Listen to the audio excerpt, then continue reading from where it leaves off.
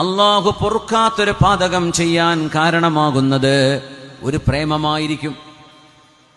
കോളേജിലോ മറ്റോ തുടങ്ങിയ പ്രേമബന്ധമായിരിക്കും. അവൾ കല്യാണം കഴിച്ചു പോയിട്ടുണ്ടാവും, അവൾക്ക് മക്കളായിട്ട് കാണും, അവർ ഭർത്താവിന്റെ കൂടെ അന്തസ്സ് ജീവിക്കായിരിക്കും. അപ്പോഴായിരിക്കും പിന്നെ ഒരു സ്കൂൾ 10ാം ക്ലാസ് കൂട്ടായ്മ, 1988 +2 കൂട്ടായ്മ. അപ്പൊ അന്ന് കാണുമ്പോ കൂടെ അന്ന് പിന്നാലെ നടന്നിരുന്ന ആളുകൾ, കൂട്ടുകാരികളും കൂട്ടുകാരന്മാരും കണ്ടുമുട്ടുമ്പോ ഇബ്ലീസിന്റെ ചില വർക്കുകൾ അവിടെ വർക്കൗട്ടാകും. നമ്മളെക്കാളും സ്മാർട്ടാണ് ഇബ്ലീസ് എന്ന് എപ്പോഴും മനസ്സിലാക്കണം. ഏറ്റവും വലിയ ടെക്നോളജി അവന്റെ കയ്യിലുണ്ട്. അങ്ങനെ ചില ഉണങ്ങി മരിച്ച് ദ്രവിച്ചു പോയിരുന്ന ചില ചിന്തകൾ അപ്പോൾ ഉണരുകയായി. കെയറും സപ്പോർട്ടും എന്ന പേരിൽ ആ ബന്ധങ്ങൾ പുനർജനിക്കുകയായി. അന്തസ്സിൽ ജീവിച്ചിരുന്ന കുടുംബിനികൾ പിന്നെ ഇറങ്ങി ഓടുകയായി. കുടുംബമില്ല, മക്കളില്ല, ഭർത്താവില്ല, നാട്ടുകാരില്ല, ഒന്നുമില്ല.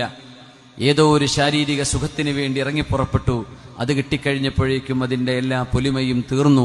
ഇനി എന്ത് എന്ന് അന്തം വിട്ട് ചിന്തിച്ചു പോകുന്ന ഇത്തരം ഫിത്നകളൊക്കെ വരുന്നത് ഒരു കുടുംബത്തിന്, ഒരു വീടിന് മാത്രമല്ല, ഒരു കുടുംബത്തിന് മാത്രമല്ല, ഒരു മഹലിനൊരു നാടിനൊരു പഞ്ചായത്തിന് എത്ര അപമാനമാണ്.